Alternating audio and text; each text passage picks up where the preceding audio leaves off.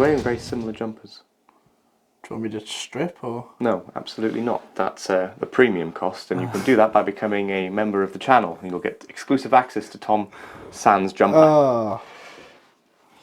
There we go. Let's start it off well. Well, we'll keep it in. Fuck it. Hey, Tom. Yes. I like your jumper. I like your jumper. By the way, what do you think of the studio? Do you like a new studio? It is nice. I do like the new studio. We could say that because we did all the work. Yes. We do need some more posters though, so if anybody has any recommendations for where we can get some nice art to go along the rest of the walls, Yes, please. let us know. But yeah, I think we've finally sorted out the space, and hopefully it sounds alright in here. It's still a little bit echoey, but we're working on it. Posters, that will help. Yes. And just general soundproofing. But we got time. We got time. Stop rambling. What are we doing today? We are doing Big Finish again. The next 4 stories. We're back. Yeah, we're back happy and enjoying this, and definitely have not listened on more than what we were supposed to. No, Tom, I think you might be telling a little bit of a porcupine there. Little bit, yeah. What have you listened to recently? I've gone past what we were recording for today. No, that's fine. Where did you get to the next bit, did you? You got to Scariest and everything, yeah? Got to Blood of the Daleks. Not only, he's not just got there, he's just skipped ahead. Right, Chastised him in the comments so I don't have to. For the comment, no, for the sake of this, I'm listening to it on Spotify, and it goes from Scariest to Blood of the Daleks. And I told him you have to go onto bigfinish.com and purchase the next ones, or wait for me to put the damn CDs in your car. Yeah, we'll do that. Chastise him in the comments, people. Anyway, Invaders from Mars. Series 2, basically. The premiere. What do we think of this one? It's a bit better than Minuet in Hell. Well, yes. It's a step up. Yeah, not a massive one though. No, but there's less devil hell orgy. And how many times are we going to get away with saying that? This is like when we're doing class and genitals kept coming up. It felt a bit more like it was a bit of fun. It was enjoyable. It is. It's got a really interesting way of doing the film noir sort of 1930s chic, and it almost takes the form of a 30s radio drama in a way. Yeah. And if you're into that sort of thing, then it's probably really good. It's never really been something that I've been into, sort of 30s radio dramas for all my niche interests. It's never been one that's really grabbed me massively. So, yeah, I mean, if you like that sort of thing, and if you like your film noirs and stuff, this one would probably be right up your street. But unfortunately, it's filled with some very bad American accents. Yes. Yeah. Do you know, I listened to this once or twice without even realising Simon Pegg was in it. Yeah, I was surprised when he told me. I'm not gonna lie, it did take me a bit by surprise. Yeah, I don't know. I can't even tell if it's deliberately bad or if it's just bad, because Simon Pegg can do an American accent. I've seen him in stuff where he's done American accents. He's done Scottish accents very well, I think it doesn't help coming off the back of Minuet in Hell with such horrendous accents in there. Yeah, it's quite an interesting choice to do 2 sort of back-to-back stories set in America. Yeah. I mean, you've got one sort of in the South, and then this one's all very much in New York. 2 very distinct types of American accent as well. And it's interesting. I do like the War of the Worlds angle for it, though. Yes, because it's good fun. If you didn't know, I don't know if you're aware of this, but there was a bit of a trick back in the day where a War of the Worlds radio serial was broadcast, and people actually believed there was an alien invasion happening because it was, they were being told on the wireless without actually realising it's just a drama. And this plays on that really well, and has that going on alongside people going, no, there is actually this is a radio play. This is also an alien invasion. We're not taking the mick now. And everyone's like, nah. I like that bit. That's quite cool. Yeah, it's like The Boy Who Cried Wolf, innit? So yeah, no, it was good fun, and the reveal in it was interesting. Yeah, It is. I just don't know. I'm trying to be positive about this one because I don't want to just be negative. But it's not one I really go back and listen to often. I'll only do it if I'm doing I listen to all of them. Whereas the others I'll pick out every now and then and put back on. This one I never really do. No, that's fair. Choo choo. I think it's a quite cool idea to have the celebrity historical though with Yeah. Orson Welles, but he feels too detached from the plot to make it worth having him in there. It Well, yeah, feels more like it's a glorified cameo because he doesn't even meet the Doctor till like sort of right little towards the end, like yeah because last 15 minutes or so. you see him in the opening bit a little bit, then the inspector guy dies, the PI dies, and then Do, do, do, do, do, do. do do do, and then there's like gang warfare, mafia crap, and oh no, aliens, and then Yeah, it's just one of those ones that's doing a few too many things at once again. yeah, it's following off of its last episode, which was questionable. I think it's because I don't know if that's what puts me off with this. It's the fact that too many of my issues from Minuet and Hell repeat themselves in this. So that there's too much going on. There's some very bad accents. There's like things that don't really feel like they're attached to the main plot and are just there for the sake of it. You know, it's not. It's just not one I go back and listen to often. To be fair, It's not going to be one I do, to be honest. I didn't enjoy it that much, but it was good fun Yeah. to listen to. It was, yeah. the same, however, cannot be said for the Chimes of Midnight. No, this episode is perfect. It's very rare that I give 10 out of 10s. Really. And you're even rarer, but this Yeah. for me is a solid 10 out of 10. I am inclined to agree with you on this one. I can't absolutely find loved any it. fault. I just can't. It's just Robert Sherman is Robert Sherman. Robert Sherman is one of the best writers to he's one of the best writers. Full stop. I mean, his short stories are phenomenally good, and for him to be involved in Doctor Who as well is like a dream come true. In reverse, but I don't know what it is, but his way of just incorporating his sort of signature black comedy stuff, but making it into Doctor Who, but not making it feel like it's out of place. Yeah. You know, if you had other people who do like black comedies come in and write Doctor Who, it might feel a bit jarring, but he manages to balance it perfectly. And it's a Christmas special. It's not necessarily the most cheerful Christmas listen you'll have, but Oh, I don't know. There's plenty of death. death, destruction. It's got such a sapphire and steel element to it that I love. And it's basically the Doctor and Charlie end up in this house that they can't then escape, and people in the house are being murdered leading up to midnight, but they're not staying dead and they're being murdered again in different ways. Any more than that would give it away. And that's why it's so difficult to actually talk about this and without going into full spoilers. And I don't want to do that with these because I want to sort of do this as like a push to get more people into them. Yeah. Not that we're being sponsored by Big Finish though, although I wouldn't say no. No, we wouldn't. We would not say no. Anybody from Big Finish want to get in touch, send us some review copies and stuff? Yes, We'll please. be more than grateful Please, to do that. please. Yes. But yeah, I think it's got 10 out of 10 cliffhangers. The 3 cliffhangers to this are phenomenally good.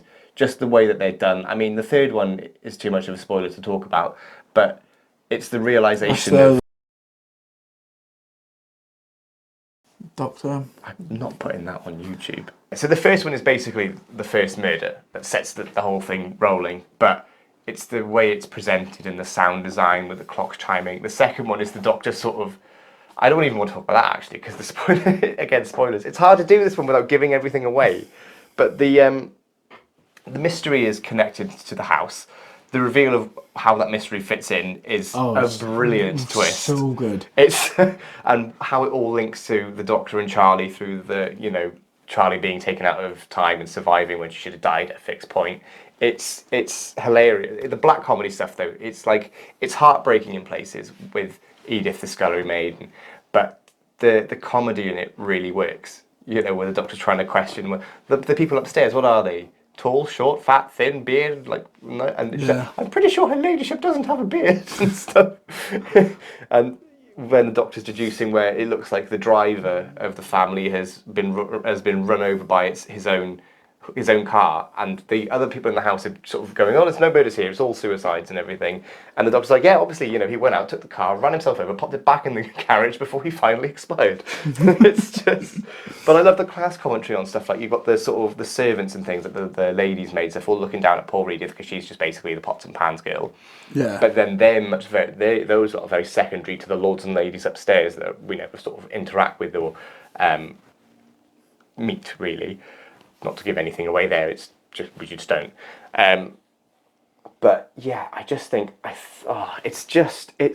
can't explain again why. I don't know why I'm so bad at reviewing the ones that I really really love, but It's hard to be critical on them as well. But then there's nothing wrong with this one. Everything's there's perfect. genuinely nothing wrong with it. I It can't find a single it fault, is a beautiful episode. and it's scary as well. Well, and yeah, It's it does funny, the it's horror. heartbreaking, and it's also terrifying in places. You know, you've Yeah. got the sort of the idea that people are getting bumped off just by Christmas and everything, and it's the way it's done and the atmosphere that it builds is just it's really really good. I mean, I listen to it every Christmas for a reason. Yeah, and You know. I just love that. Obviously, in the Charlie era, that she's pretty much been confirmed as the cause for all the stuff that has happened with time. All the time, and which we're getting more and more hints of as we go along. Like there's This really went into that quite a bit.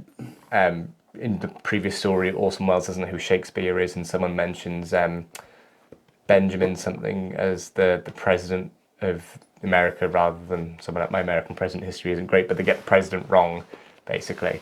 And it's just little drips of that, and now we get the proper confirmation that all of this is because of Charlie. It's because of the Doctor taking that time, and she finally realizes that, and that puts her adventures with the Doctor into perspective now. Yeah, And it really plays on her, and that the scene where Edith and Charlie have a connection, and when that connection is revealed and how that has worked it's very emotional. yeah, But it just nails it. It's if I would come back and do this as a full spoiler review because it's so hard to talk about without giving anything away. If you haven't heard it yet, we should have done. We should have thought about this one. To be Christmas honest, special this year. Then we've already got that sorted. Not bad for March. nope. But yeah, if you haven't heard this already, Go and give it a listen, please. yeah. I promise you, we're not being over the top when we say that this is one of the best Doctor Who stories ever in any medium ever. It's better than 70% of the stuff that's been on telly. It's just, Especially in recent years. it's just outstanding. It's Yeah. just outstanding. I want to listen to it again now. It's alright, we can't though, because we got to go through Seasons of Fear. Ooh, I like what you did there. I love this one as well. Yes, no, and me, It's not quite as good as Chinese Midnight, but it's still very, very good. yeah. It's a proper adventure. Do you want to just sort of give us a brief insight into this one? Yeah, so the Doctor and Charlie end up in Singapore for Charlie to meet Alex and have their little date thing. The Doctor's there and he just swans off to sit on the balcony and drink tea like a posh man. Just want to be a gooseberry. Doesn't want to be a gooseberry.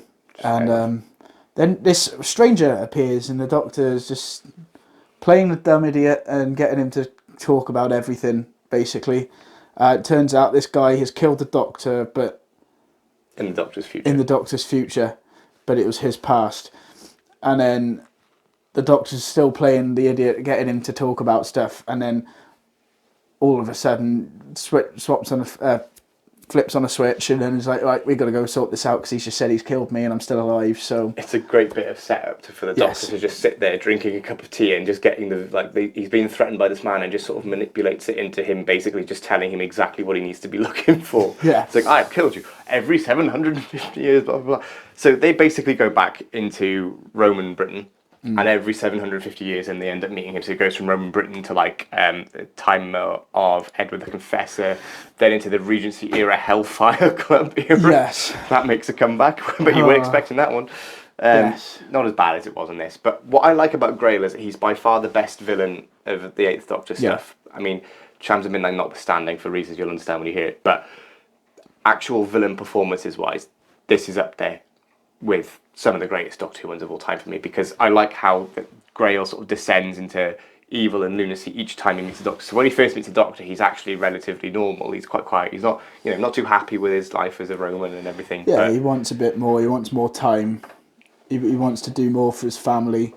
And to do so, he gets contacted from some aliens, offers him up his fellow soldiers as sacrifices in exchange for immortality. Yeah, and from there he goes even more into just insanity each time we see him constantly trying to kill Doctor, and they just get away. I think if this were longer, I think the constantly being that close to him then running away again, being that close to him would get really tiring. But because there's only 4 parts, you don't mind it so much. The reveal of the aliens that are involved Did you see that coming? Not to give any spoilers away again, but it's a returning villain that I guarantee you won't see coming if you haven't heard it. But then when you do hear it, it makes perfect sense. No, so I didn't see it coming at all, and I was getting so excited, like, oh my god. So, this is his first time with them, and then it's not. And I was a bit like, I got to the end of the story, I was like, where the hell are they? Like, they got to the big monster reveal towards the end, and I was just like, okay, these aren't the guys I wanted. But that comes later on, and everything fits into place. Yeah, I think this is another good one, which is, well, it still plays into the ongoing arc, because we have a random Dalek that pops up in Roman times. Yes. It's been obviously separated from the rest of them, which I'm sure we'll discover as we go on. Yes. And at the end, a figure that sounds a lot like Charlie ends up eating people. Yeah, that was a bit strange. A bit of a weird way to close out the story, to be fair. Hey, whatever gets you happy, man. I do enjoy the narration from the Doctor than this, though, and the twist of who you find out later he wasn't just narrating; he was talking to someone. Yeah, like a therapy session or something. Yeah, but you'll find out who he was actually telling all about these adventures as we go on. I think McGann and India Fisher are on their best form yet in Trans Midnight and this. You know, they are having. You can clearly tell that they're having so much fun, and I like the fact that even though everything that happened in Trans Midnight, their bond is still like. They are. Yeah, they're still tight. Like, she wants him to be a massive part of her life, it seems. Yeah. Wants to introduce him to Alex and everything. And the Doctor's happy too, in the end, I think. Yeah. And, it's the winding each other up that I love, though, as well. You know, when Charlie's like, oh, I went to I can't really say that word on YouTube, an adult party with lots of people. Charlotte Pollard. She didn't stay. And a pretty poorly aged reference as well to a song by disgraced TV star. We'll leave it at that. but it was just passing by.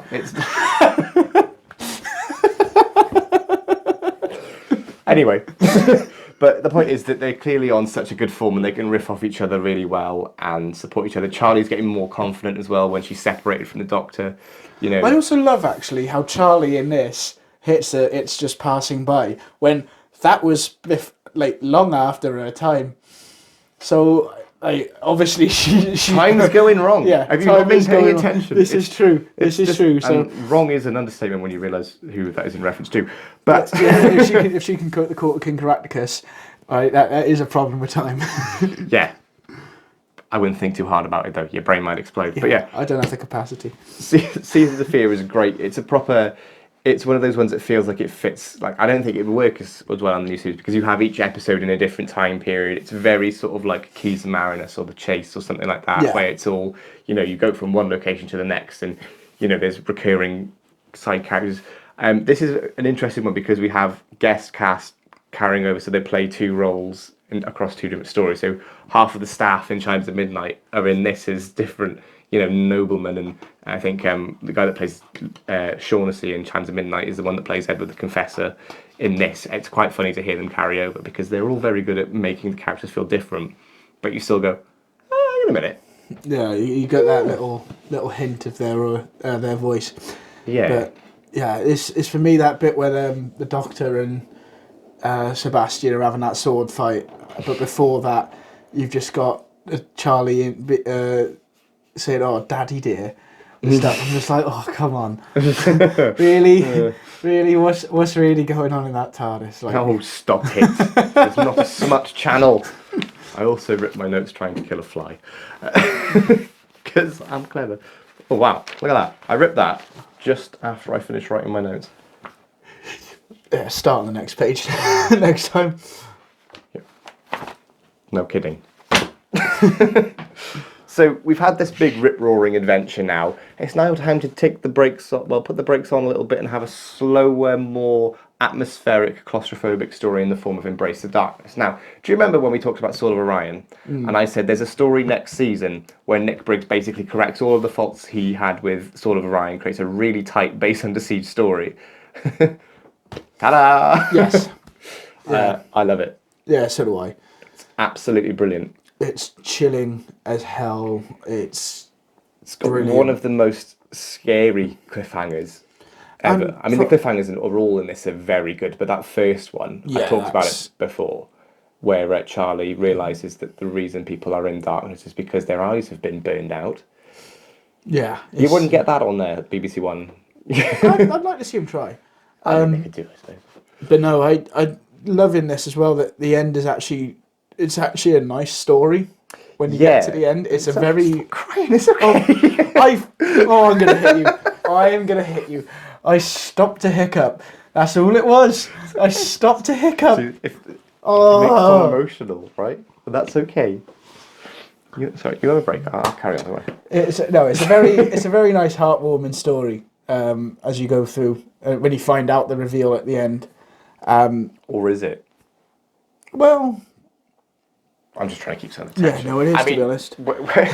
When you get to the, I mean, when you get there, you've still got to go through 3.5 episodes of pure like anxiety. Yes. Which is basically what this story does. It just creates such a tense atmosphere because basically it's the idea that Doctor and Charlie, after noticing a fleet of suspicious-looking TARDISes in the vortex, I'm sure that'll come to nothing, decide to go and investigate this system where the sun has gone and there's an artificial sun that isn't working. And the reason is because there's creatures called Sumerians, and they want to be nothing to do with the light. They want to hide in the darkness because they're hiding from another race called the Solarians. Solarians. Whoops, that was embarrassing. Yes. They're hiding because the Solarians kept coming to them. The Sumerians were healers, and they'd heal them, but then eventually. Yeah, go wah. Spoiler warning, we're doing spoilers for this one apparently. Oh shit, yeah. Yeah. So yeah, there are the Solarians who are a threat to the Sumerians, and for reasons which will be revealed throughout the story as the pieces come together. But there's only 3 other characters in this apart from the Doctor and Charlie. Olenza, Ferris, and Halliard. Yeah. Now, Olenza is the sort of leader of the crew, and they all have very different approaches to the situation that they're in because they all lose their eyesight. Their eyes are burned out. They're in, completely isolated, no way of contacting anyone. The only help we've got is the Dr. Charlie and this computer called Rosm, who's good fun. Yes. So it's proper soundy computer. Yes, and he does a lot of computer things, and he has a keyboard. He does. Bless him. Olenza basically takes the approach of like, I'm going to be really angry and bitter about all of this, and that could get quite annoying, but you sort of forgive it because of the situation that they're in. Yeah, she's scared. It's going back to your natural instinct, effectively. Yeah, she's putting up her defence mechanisms, essentially, and going, no, hang on a minute, no, I don't want anything to do with this, I just want help, I want to go home, blah, blah, blah. And then Halliard, Ferris is the one who basically takes the more, like... emotional. Yeah, he's got the more glass half full approach to it. He's being more positive. He's going, well, maybe there's something we can do. Maybe there's something we do to fix our eyes. Maybe these creatures aren't all bad. And then you get poor Halliard who just goes absolutely insane. Yes. He just completely loses it and spends a couple of episodes just being, he's lost his sanity because of what's happened. And that is quite harrowing to listen to. Yeah. And it's really interesting to use those 3 different points. You go, well, what if someone took the really bitter approach? What if someone was more positive? What if someone just completely lost it and just really works? I think the small cast, I mean, I'm always a sucker for stories that have smaller, I love a big action adventure thing, but there's something about telling a really good character piece within a sci-fi thing like this that just really butters my toast. Yes. Yeah. Okay. I don't know if that's an expression. I think you just made that up, I don't know. Well... But as your parsnips, I don't know. Yeah. Toast is definitely a more natural thing to butter than parsnips. Yeah, but I've heard people say that butters my parsnips. But we're going off on a tangent. Pick your favourite one. Let us know in the comments. Yeah. No, it's as you said, it's completely insane. That bit where he's just gone mental and you see it for a bit, but then eventually he kind of gets his wits back again as well. So it does go full circle, which is good. Although I kind of would have liked to see him become like a bit of a bad because he'd gone completely mental. Yeah, I think this does It'd have been an interesting twist. It would have been, but at the same time, I really like how this story just sort of focuses on the fact that he's just completely not okay because he's just so terrified of the situation, and it really helps to just hamper, like just really just turn the atmosphere and the tension right up. Because like if you're going to listen to this one, and you've got the stomach for it, listen to it in the dark. Put headphones on. I listen to this in bed, right? You know, just before going to sleep. Stop it. I said nothing. You went, like you were in a carry-on film. Yeah, if you've got the stomach for this one, listen to this in the dark. Like, put your headphones in before you go to bed. Just turn all the lights off and just because it really does. It's one of those ones where it does help to like. Why are you laughing? Because I'm talking about listening to it in bed. You absolute. I'm a child. I am a child. No, you're not. Yes. Well, mentally maybe. No, you're 47 years old. Oh, that's physically. You admitted. I win. So That's yeah, just my body being. it's just if you can listen to this in the dark and set the atmosphere yourself, you know, this is like the other ones you could, you know, Chimes of Midnight is also quite good to listen to in the dark. To be fair, it's like a proper Christmas ghost story. Yeah. But this is really good at just amping up that atmosphere and just scaring the pants off you. It is good fun, and as I said, the reveal at the end, I do quite like. Yeah, it is very good. It's got a great twist. Whereas Sword of Orion, the twist that Nick Briggs did was a bit sort of like, oh, really, is that it? Whereas this, you're like, oh, okay. Yeah, he sort of found his feet a bit with this. You could tell that this idea for the two races in this came, and that's what sort of created the story where you think that the twist in Sword of Orion very much is just sort of like a, hey, why don't we just throw this random twist in there? Yeah. It feels more organic in this. Yeah, I think he's found his feet a bit with this. Obviously, we see Nick Briggs after this in the New Who, don't we? Not right. No, not writing. He's no, the voice but of the Daleks. yeah, he is the voice of the Daleks because this is what gave him the gig. I would like we'll to see get him on write to. one, to be fair. If he can do something like that, I mean, this would never work on TV because No, it's all you set need- in pitch black darkness. It would be quite boring to just sort of look at. But as an audio drama, it works. So, and he has written some more like crackers. You know, not many Eighth Doctor ones, but the ones he does do from this point onwards are some of the best in the range. Most of his stuff is more to do with other Doctors, but he does do some Eighth Doctor ones, and they are pretty good. So yeah. We'll have to go on to them. Shame, really, innit? Oh no. I know. What are we gonna do, eh? Well, what can you do? That's the question. Well, I'll let you know what you can do. You can tell us what you thought of these ones, and let us know in the comments what you thought. And we'll be back in a couple of weeks' time to carry on with some more. We'll be back next week with some more of the same. Well, not some exactly the same, but other stuff, other things. Yes. Stuff and things. Yes, and please make sure you like the video and you share it around, and more importantly, you subscribe to the channel because, why We've not? got some plans coming up in the next Yes. couple of weeks, and they're going to be some of the stupidest things we've ever done. Yes. Yes, my body is gonna suck after this. That's not as bad as it sounds.